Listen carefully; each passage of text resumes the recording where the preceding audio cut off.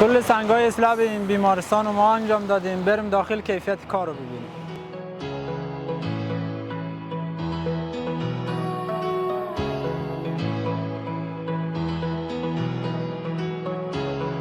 اومدیم داخل کیفیت کار رو ببینیم، نما و زیبایی سنگ اسلاب و این تمام شده کارمون هست و کارفرمایی که اومده برای کارش همچون هزینه کرده. خب طبعا سنگ اسلاب هم گران هست و هر برگ اسلاب حدود 7-8 تومن تموم میشه.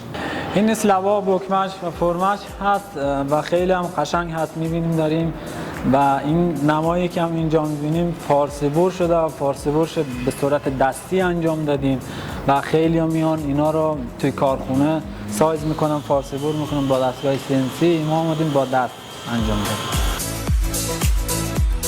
از اونجایی که میدونیم سنگ اسلاب تاب داره و تابگیریش خیلی سخت هست، برای که تاب اسلاب مهار بکنیم با چی کار انجام بده؟ ما اومدیم همتراز زدیم و با همتراز اینو کیفیتش و همین تاب اسلاب مهار کردیم. حالا شما کار رو ببینید.